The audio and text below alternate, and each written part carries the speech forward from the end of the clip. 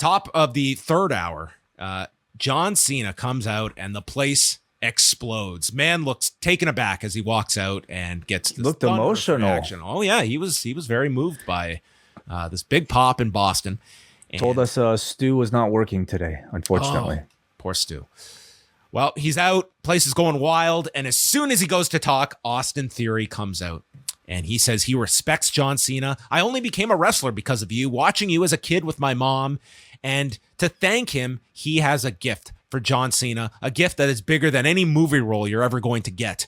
And the crowd, they're continuing to chant for Cena. And Theory proposes a United States Championship match at WrestleMania, to which Cena says, no, not interested in your gift because you have not earned the right to give it. Cena goes on to explain, I've been watching the show and I just don't care. Just like all these fans don't care about you because we don't believe you.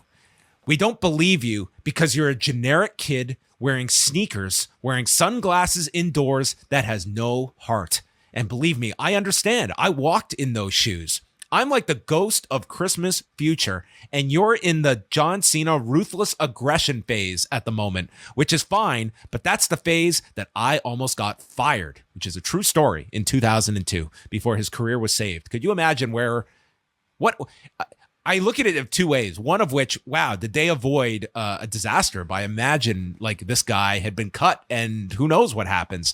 I also look back, how many potential breakout stars have been cut over the years or were just squandered? Yeah. Cena certainly is like an incredible talent, but if he was not the guy, they would have picked another guy. And I feel like you would have also had a pretty Matt Morgan right now coming out, right? It could have been, yeah. It could have been Heidenreich. Stuttering and sure. The blueprint. Yeah. But so, Cena is an exceptional talent, and you're not going to find too many guys like that. But they chose right. They did. They chose a guy who dedicated his entire personal life to being a WWE ambassador, wrestler, top guy, star, and did it for a way longer period than anyone else being that top guy. He says that back at that time in 2002, I didn't believe in myself, and you've been given opportunity after opportunity, but you don't believe in yourself. You have no heart, no soul. The fans, they're here for me out of respect because they believe in me, not you. You're a pair of trunks away from being a jabroni. But you know what, Austin Theory? You've got the best name in WWE history. You've got Stone Cold Steve Austin, The Rock, The Undertaker, and then Austin Theory, because that's exactly what you are, a theory. Because in theory, you should be great. You're everything a WWE executive looks for. In theory, all these fans should be here to see you, but no one cares. You're just wasting our time. So why don't you shut up, walk out of here, and we'll leave you in one piece. And Austin Theory, after he's been 10-7'd here, says, I'm not going anywhere, just like that bald spot on your head. Like, boy, what a comeback.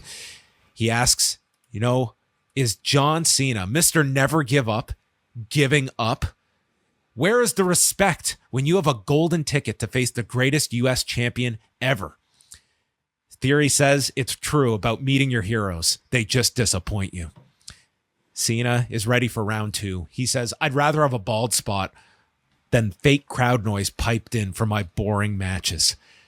I didn't turn you down. Was this an admission? This was as much of a... That the WWE does this? Dude. On screen? Wow. I have plenty of thoughts on this promo by the end of it. Cena says, I didn't turn you down because I gave up. I'm turning you down because you're not ready. If we have a match and I beat you, you lose everything. And if you win, you still lose everything because the next night on Raw, you have to come out without me to lean on, and you're going to get eaten alive by the most ruthless crowd. So let me ask the audience, because you brought them into this. Boston, should I accept this match? And he's just a maestro here with the crowd. They're going nuts cheering for this. He says, Theory, I don't care about you, but I do care about my fans. So I'll accept the match. You've got John Cena at WrestleMania, the biggest mistake of your life. But the fact is, you don't have it up there as he taps him in the head. You don't have it in there hitting his heart. and you don't have it down there, as he nails this dude in the balls and says, "You've really got to work on that last part. And you're not ready for the WrestleMania stage. But one man that is, Cody Rhodes." And Cody comes out, and dude, without saying a word, John Cena put this guy over as like his best bud, and he's showing him off to the crowd. This was as much this was like Arnold Schwarzenegger in that Rundown movie, just casually walking past Dwayne Johnson as our little passing of the torch moment. Felt very much like that. Absolutely. That's what that totally, like Cena, this was a total endorsement of Cody is our guy coming out at the end of this. So, dude, I understand what they are doing here with Theory, but man, I just thought that this, I just don't know how you could make this guy look more like a total nothing here. That, I mean, the part of it is that he is speaking to an audience that is probably like signaling along and nodding along with Cena during this whole promo. This is not all that different than a promo Kevin Owens did on Austin Theory a number of months ago, stating the same thing, just ripping him on television. Like, I presume Theory absolutely has to win this match, but I like, he just got annihilated here. And I don't know, the old adage was, you know, you don't destroy your opponent, because then it's like, what? You either lose to someone inferior or you beat someone who means nothing. I guess this is, it was a great delivery by Cena. Did this do anything for Austin Theory? If the end result is you do have a big match at WrestleMania as a result of this. Like, this is like, you are a corporate creation that has nothing going for you. Like, this is like what they're doing to Baron Corbin, only to me, way more amplified and on one of your champions, no less. But I don't think Cena is stating anything that the audience doesn't already recognize. There's a huge disparity when you look in the ring and you see an Austin Theory versus a John Cena. Even on paper, you see on the marquee John Cena versus Austin Theory. And that, to me, is part of the reason why I was very uninterested in that matchup. You know, this has been kind of talked about for a year or months now, it sounds like. I don't think Cena did anything to harm what was already, like, there. Like, it was already this at this level. I think. Is there a scenario where Theory comes out of this elevated? Of course. Yes.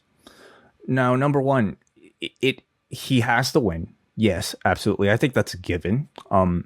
He also has to deliver in the build-up. He has to come back and he has to elevate, and he has to earn heart. Exactly what John Cena is talking about. He has to develop soul. Everything John Cena said, I this think dude's got to win clean at Mania. I don't it's think not just about the win, John. You know, it's about entertaining, and it's about being a more complete performer. And that's what Cena's trying to motivate him. I did not feel that this was a burial. Like, it needed to be to some extent because you wanted, drive interest in the match.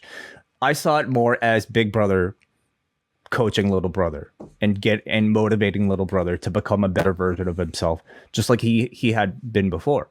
And I thought it was incredibly effective. They're number piping one, in crowd noise for your boring matches. Yeah, because they haven't been great, and I don't think that's any secret, John. They've been fine. He's had fine matches, but how many standout Austin Theory matches have there really necessarily been? How many are we necessarily remembering? He's telling him everything you've achieved thus far has not been enough, and so step it up so that you can become better, so that you could someday achieve. What's this last year been? What's this last year been designed for? To set him up on the stage. He's not there yet. You can't say that he's there yet. This is this is just Cena basically laying out, this is where you're at. You're not there yet. But hopefully this is the program that's going to take him there. I don't think it hurt him whatsoever. I think, in fact, I thought this was a great segment. It built my interest in the match. Cena came out here and he felt like The Rock when The Rock came back for the Cena program 10 years ago. He brought a real seasoned veteran sensibility that made him sound almost like godlike coming in here. He was able to deliver the story in a very engrossing fashion, was able to play off the other guy's jabs really well, able to use his surroundings off the cuff, talking about that guy's sign. I think he was incredibly sharp, and I really actually enjoyed the way the story was portrayed. Cena when you look at it on paper, I didn't see much in this at all. But when Cena is able to line out that he sees in Austin Theory a younger version of himself, I thought, okay, this match makes complete sense. And he had to embarrass Theory here to ultimately motivate him to get to that next level. So I guess I found most interesting was the way that he portrayed this as a lose-lose situation for Theory. He said if Theory loses, he's basically losing to John Cena, and his momentum is stopped and he's killed. What's most interesting was when he said even if you win, you have to answer for the win in front of an audience that will eat you alive.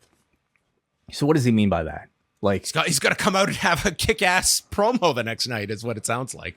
So it sounds like even like in a kayfabe sense, what does that mean? He says so if you win, the audience will hate you more than ever for beating me. Is that what he's suggesting? Well, and you won't have me to lean on. Like you almost take it that it's like you beat me. It's like you're in the spot because you're paired with me at Mania, and then you come back down to earth after. But why is that bad? Why is that a lose-lose situation for Austin Theory? Because you're terrible. You're at a low level, and without me, you go back to your terrible level. But if he beats John Cena, why would he be considered a low level? He's the U.S. champion, and he's considered at a low level. Like we're already throwing out the idea like this, like these wins and losses are, they correlate to your star power. Like this guy, when has he lost matches? Like this is not a promo about you're on a losing streak or you're just not like, this is like, you've been given everything, you're being pushed, but you're not over to the audience. So even beating me, you're still not over, and you're not going to have me to elevate your WrestleMania position because the next night you're back to just your regular level. You're not over. Yeah. I guess I don't know if I necessarily took that part about him winning to be like, hey, like you could beat me, but you're still not over, so the crowd's going to eat you alive. I took it more like to this whole promo was like the audience doesn't care about you. Like that is, you're not over. That is the whole message of this promo. And why isn't he over? Well, that is the whole sign of it. Like you don't feel this. You don't have anything that distinguishes you for the audience to care about you. You have not made any connection with the audience. So I think your hope is that he has, you're right, a great buildup. He certainly, coming back after this promo did not just got waxed here. Needs to have some great segments leading up to this. They need to have to me, an incredible match. And I don't know if Cena's going to have an incredible match in 2023. And it just seems like a lot is on Theory here to really put out the performance of a lifetime over these next couple of weeks to differentiate himself and kick into a different gear. So it feels very real in the sense like they are throwing Theory in the deep end to either get over or maybe like you are not someone that we are going to go all the way with, because you can see like they have pushed him to a level, but they have not just put a rocket on him. And when you set up those stakes, does that not make this a compelling match? I thought that the segment, it was a great segment in terms of John Cena's performance. Am I more interested in this match? I guess you're curious to even see, if you had Cena come out here and like somehow like portray Austin Theory as an equal, I wouldn't buy that. I wouldn't buy that with John Cena. So why are you interested in this now and you weren't, say, 24 hours ago? Because this is a bigger test for Austin Theory than simply beating John Cena. It's about it is about beating John Cena, but it's also about whether or not he can elevate himself to a level beyond what he's currently at, to a level where he's worthy of being on the same stage of a John Cena, I mean, just the fact that they were putting him with Cena for a Mania program, like you would think like that's what they want. But it didn't feel earned. And that's what Cena is saying. You haven't organically earned this spot. So I can either embarrass you on the biggest stage or you can earn it by the time that we actually have the match. Yeah. Well, it was an interesting segment for sure. And Cena is he's tremendous in these segments. Fantastic here. Yeah. Yeah. So how, I don't anticipate many more Cena appearances in the lead up. I mean, I could be wrong, but Austin Theory is going to have to, do a lot of the heavy lifting, and these writers are going to have to provide really good material for Theory to kind of carry on this storyline throughout these weeks. Because this segment I thought was really strong, but John disagrees. What did you guys think? I didn't say I disliked the segment. I just don't know. Listen, in 5 years, we'll either look back at this as a blip, or we'll look back at this as like this was a turning point for Austin Theory, and look where he was, and now he's this big star, and John Cena was the one to get him to that next level. So we'll see. They obviously want him in that level. He wouldn't be working with Cena if they did not.